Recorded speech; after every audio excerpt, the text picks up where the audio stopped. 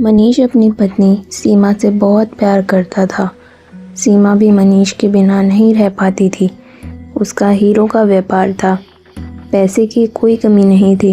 एक दिन मनीष अपने ऑफिस में बैठा काम कर रहा था, तभी उसे एक बड़ा ऑर्डर मिलता है। मनीष अपने मैनेजर से बात करता है। मनीष बोलता है, सुनो राकेश, यह हमारा आज तक का सबसे बड़ा ऑर्डर है। मैं अभी बैंक जा रहा हूँ। इस ऑर्डर को पूरा करने के लिए मुझे बैंक से लोन लेना पड़ेगा। तुम स्टाफ से कहो कि वे इसे पूरा करने के लिए तैयार रहें। हो सकता है हमें दिन रात काम करना पड़े। राकेश बोला, जी सर, आप चिंता ना करें, सब हो जाएगा। मनीष सीधा बैंक पहुँच जाता है। बैंक मैनेजर से अच्छी जान पहचान होने के कारण उसे आसानी से लोन मिल जाता है। बैंक मैनेजर उससे कहता है कि वह कल सारे पेपर जमा कर दे, इसी हफ्ते में लोन की रकम उसके अकाउंट में आ जाएगी।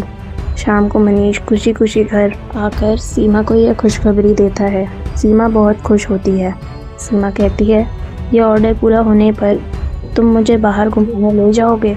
मनीष कहता है, हाँ ठीक है, इंडिया से बाहर चलेंगे, लेकिन कुछ दिनों तक मुझे मेहनत करनी होगी। हो सकता है मैं घर भी ना आ सकूं। तुम चिंता मत करना। सीमा बोली, आप बेफिक्र होकर काम कीजिए, मेरी चिंता बिल्कुल मत कीजिए। 2 दिन बाद मनीष को ऑर्डर मिल जाता है। मनीष कहता है, राकेश, मैं डायमंड लेने के लिए गुजरात जा रहा हूँ, 3-4 दिन में आ जाऊँगा। तुम एक काम करो, स्टाफ से बात करके रखो और ज़रूरत पड़े तो ज़्यादा स्टाफ हायर करने का प्रोसेस शुरू कर दो। यह ऑर्डर हमें हर हाल में समय से डिलीवर करना है। राकेश कहता है, सब हो जाएगा सर, लेकिन डायमंड लेने आप खुद क्यों जा रहे हैं? मनीष कहता है, नहीं, मैं इतने सारे डायमंड के लिए किसी पर भरोसा नहीं कर सकता, मुझे खुद ही लाने होंगे। तुम यहाँ ध्यान रखना, मैं परसों तक आ जाऊँगा। अगले दिन मनीष दिल्ली से फ़्लाइट लेकर गुजरात पहुँच जाता है। वहाँ अपने पुराने होलसेलर से मिलकर डायमंड खरीद लेता है। उसी दिन की फ़्लाइट से वापस आ जाता है। रात को करीब 11 बजे फ़्लाइट लैंड होती है। मनीष ड्राइवर को फ़ोन कर गाड़ी मंगवा लेता है।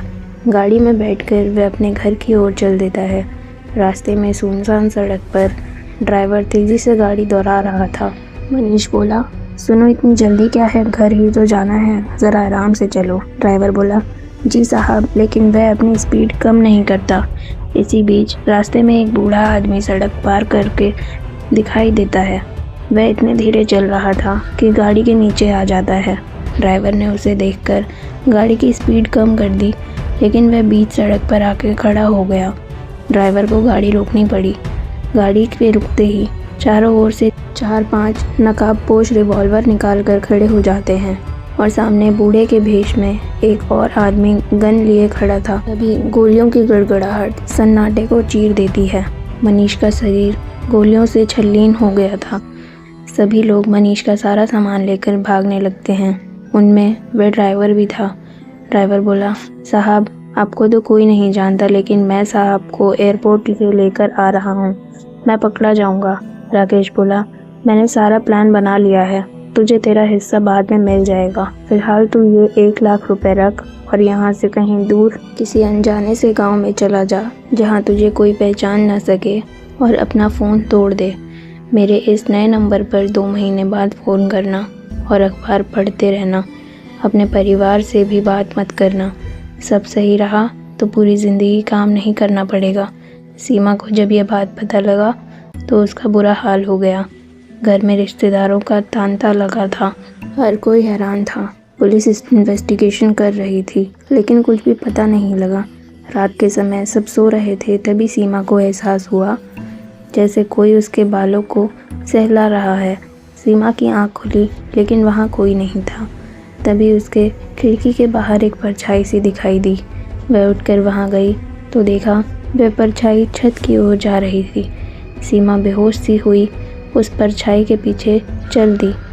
छत पर जाकर उसने देखा कोई नहीं था। वह लौटने लगी। उसे लगा उसका वहम था। तभी उसे किसी के रोने की आवाज़ सुनाई दी। सीमा ने पलट कर देखा तो काले कपड़े पहने एक आदमी खड़ा रो रहा था। सीमा बोली, कौन हो तुम, यहाँ कैसे आए? सीमा कुछ आगे बढ़ी तो उस इंसान का चेहरा दिखाई दिया।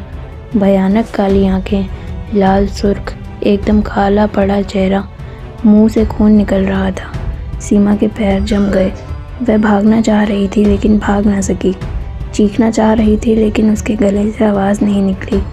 वह आदमी रो रहा था। मैं मरना नहीं चाहता था, उसने कहा। यह सुनकर सीमा का दिल धक से बैठ गया। यह तो मनीष की आवाज़ है। सीमा तेजी से चीखी। घर की सारी लाइटें जल गईं। सीमा वहीं बेहोश होकर गिर पड़ी। घर में सारे रिश्तेदार सीमा को ढूंढ रहे थे। तभी किसी ने छत के गेट खुले देखे। 2-3 लोग भागकर छत पर आए और सीमा को उठाकर नीचे ले गए। सीमा को पानी के छींटे मारे जिससे उसे होश आ गया। वह होश में आने पर चीखने लगी। सीमा बोली, मनीष, मनीष, जाने दो मुझे, वो छत पर मुझे बुला रहे हैं। सबने मिलकर सीमा को पकड़ा लेकिन वो रुकने का नाम नहीं ले रही थी। सीमा की माँ ने उसे संभाला, पानी पिलाया। माँ बोली, बेटा क्या बात है, तू छत पर क्यों गई थी? सीमा बोली, माँ वो छत पर हैं, वो रो रहे हैं और कह रहे थे मैं मरना नहीं चाहता था। माँ बोली, बेटा मनीष अब कहाँ से आएंगे, उनका तो अंतिम संस्कार भी हो गया है, तुझे गहरा सदमा लगा है, तू सोने की कोशिश कर। सीमा बोली, नहीं माँ, वो यहीं हैं। अगले दिन पुलिस वालों ने आकर बताया कि उनके ऑफिस का मैनेजर राकेश और ड्राइवर लापता है। इन्होंने ही शायद मिलकर यह काम किया है। राकेश को पता था कि मनीष डायमंड खरीदने गए हैं। सीमा चुपचाप बैठी थी, जैसे उसे इस सब से कोई मतलब नहीं था।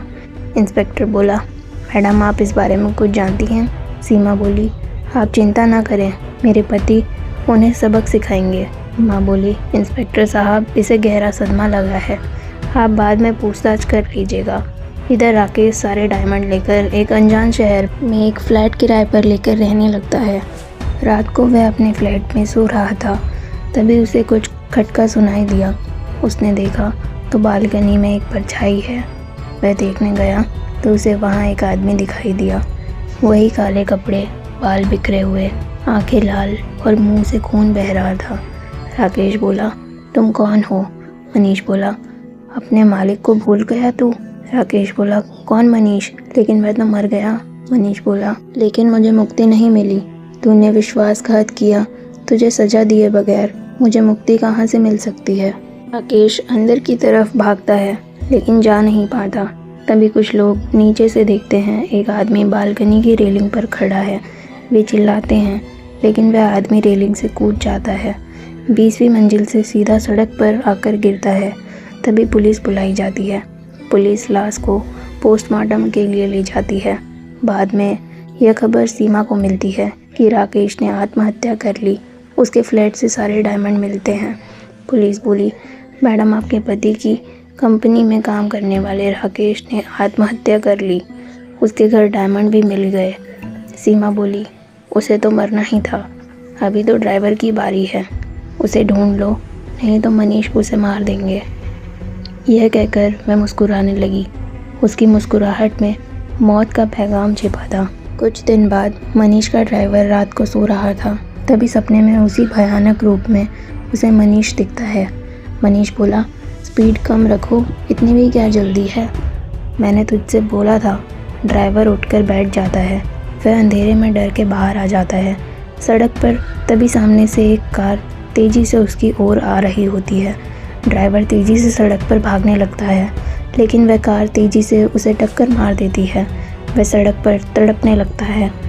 तभी उसे मनीष दिखाई देता है, उसी भेष में। मनीष बोला, मेरा क्या कसूर था? ड्राइवर बोला, मुझे माफ़ कर दो साहब, पैसों के लालच में मैं अंधा हो गया था। मनीष मुस्कुरा रहा था। कुछ देर तड़प कर वह मर जाता है। अगले दिन सीमा को ड्राइवर की खबर भी मिल जाती है। उसी रात सीमा छत पर जाती है। सीमा कहती है, मनीष तुम कहाँ हो? मुझे भी साथ ले चलो। मनीष बोला, नहीं सीमा, तुम्हारे आगे पूरी ज़िंदगी पड़ी है। सीमा बोली, मैं भी तुम्हारे पास आ रही हूँ, तुम्हारे बगैर सब बेकार है। मनीष बोला, सीमा ऐसा मत करो, बस एक अरमान रह गया, तुम्हें घुमाने ले जाना था। सीमा बोली, चलो दोनों साथ चलते हैं। यह कहकर वह छत से कूद जाती है।